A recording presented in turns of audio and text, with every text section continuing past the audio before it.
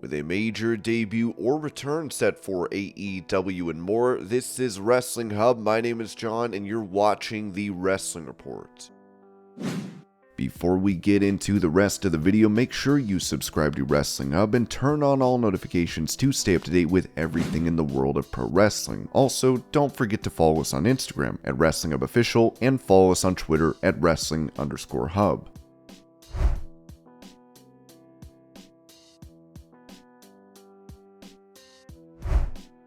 On Talk Is Jericho, Stokely Hathaway recalled climbing the ladder at AEW All Out and how he wanted to rehearse the moment. I won't lie, I would say the biggest thing that I was concerned with is actually climbing the ladder. Never done anything like that before. So basically, it was the beatdown with everyone from the firm surrounding the ring and then Ethan Page. I pretty much begged him, hey, you have to hold this ladder for me. He held the ladder, I climbed up and grabbed the chip. So I'd say like maybe a few hours before the pay-per-view, I went up to George and said, hey, can we please have a rehearsal? They thought that was crazy. I'm glad we did, because there was special weight to that. I had to prop my knees and legs on the ladder to not tip over because there was a giant chain holding the chip. So if I would have accidentally pushed it or moved a different way, I would have fallen off the ladder.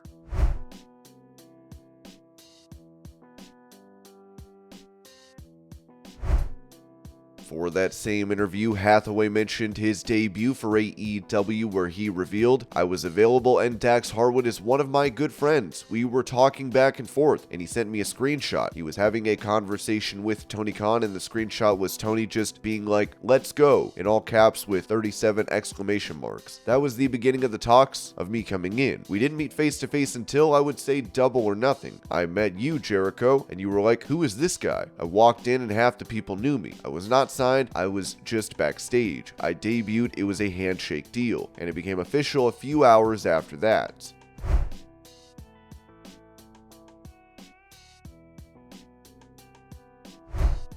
When it comes to a recent email sent out to WWE employees informing them that they will be returning to the office and no longer working remotely, the Wrestling Observer stated, this shocked employees who had been working from home because it was such short notice. Employees figured that was from Vince McMahon because he is the person back in charge.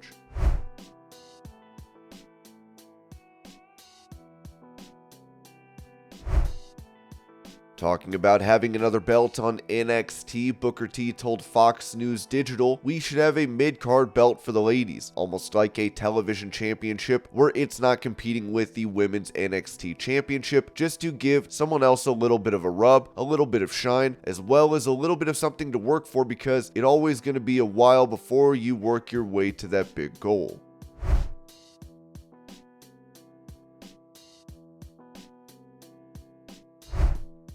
Touching on the initial plans for the recently unveiled New World title in WWE, the Wrestling Observer newsletter said, by November, the idea was for Night 1 of WrestleMania with Seth Rollins and Drew McIntyre at the time tabbed for the match, or a three-way involving Cody Rhodes if Dwayne Johnson had faced Roman Reigns at Mania. For whatever reason, that changed. But judging from the name change of the show, the decision to go back to two titles looks to have been very recent. It would be added that the decision to add the second title was the reason last week the show's name was changed from King and Queen of the Ring to Night of Champions. The idea of bringing back the second title dates back literally to when the titles were unified at the April 3rd, 2022 WrestleMania show in Dallas when Roman Reigns beat Brock Lesnar. We had been told before the match that the company felt it needed two titles, but also based on the Mania stipulation, it had to wait a certain length of time before creating the second one.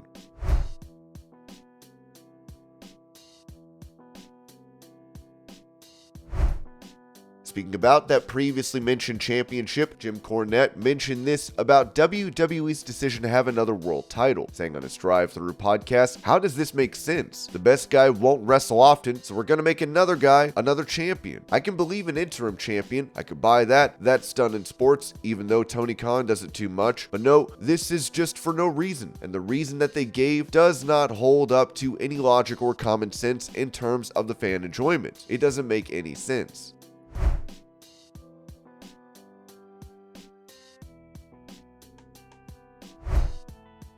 For an interview with WESH2 News, Stone Cold Steve Austin revealed what match he wishes took place in WWE, saying, "That guy is Brock Lesnar. Way back in the day, I was scheduled to wrestle him in Atlanta at a television taping. The match wasn't great as far as creative goes, so it never happened. That's the match that got away. I have so much respect for Brock, and watching him go through the evolution of becoming one of the best pros out there, to go into the MMA world and become a world champion. He's had a heck of a journey, and no one has had a career like his, and his longevity has been supreme. Brock Lesnar would be my answer."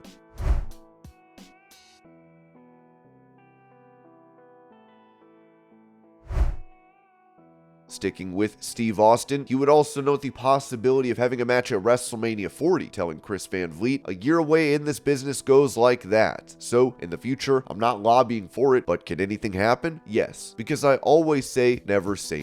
Austin then talked about his match against Kevin Owens from WrestleMania 38. Dallas was set up for Stone Cold to return. The way we had framed that with Kevin Owens, who I love, was perfect for the time and setting. For this match to play out, I really needed to perform at a high level, and I didn't work out before 38. I hadn't thrown a working punch in 19 years. I was killing KO out there. I truly was. Ask him." And I told him when we went to the back, "Man, I can't believe you didn't throw a receipt." And he laughed because his job was to take care of me.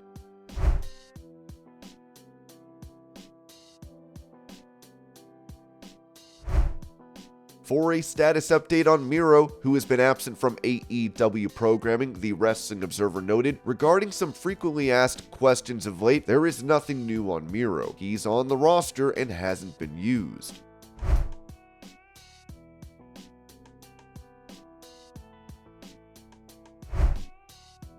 With her being held at Volusia County Correction Center after being charged with DUI manslaughter and more, Tammy Sitch, known to WWE fans as Sunny, would make a request of a fellow co-worker, as Missy Hyatt posted a screenshot and wrote, "When you badmouth a former friend for 18 years, do you reach out to them in hopes of getting money on your books?" Sabu replied, "Wow, talk to her. She is still one of the boys, I guess."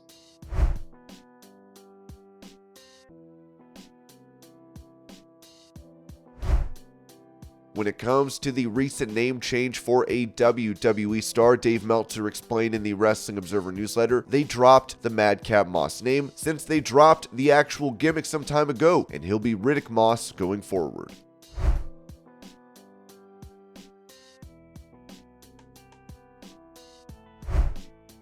Following AEW Dynamite, Sammy Guevara took the time to interact with a young fan outside the arena. As it was said on Twitter, "I was in the back of the arena last night when I heard someone yelling something. I look over and see Sammy Guevara stopping to get out of the car after having a match on AEW Dynamite because the kid was calling his name. Sammy and Ty do this so often. What a guy."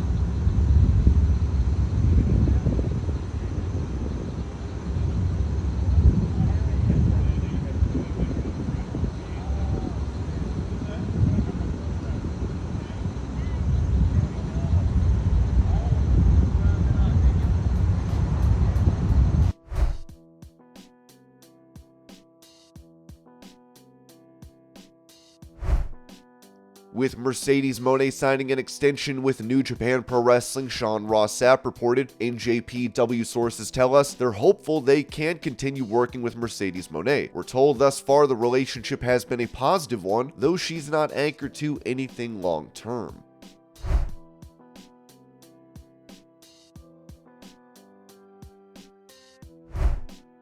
Giving details on the current negotiations between the Elite and AEW, it was said in the Wrestling Observer newsletter, regarding contract negotiations with the Young Bucks and Kenny Omega, Barry Bloom is the point person negotiating those deals. There are a lot of rumors, largely because Conan said he thought Omega had agreed to a new deal because Omega was working Triple Mania, but there's nothing new to report, and Omega's deal with the time added on for his time off for the injury sabbatical would expire late in the year, while the Bucks deal would be be at the end of the year. Adam Page's deal also expires at the end of the year. I wouldn't read anything into that one way or another past at this point. No deal has been agreed to.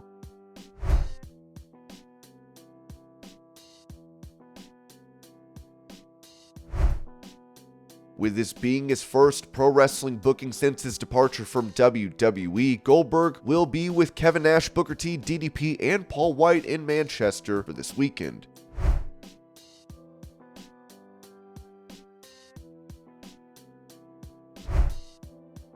As AEW Collision will be airing on Saturdays, it's expected that CM Punk will be making his debut on that show. Now, Dave Meltzer has noted in the Wrestling Observer newsletter that another big star will be there as well, saying along with what is expected to be either another major name debut or return.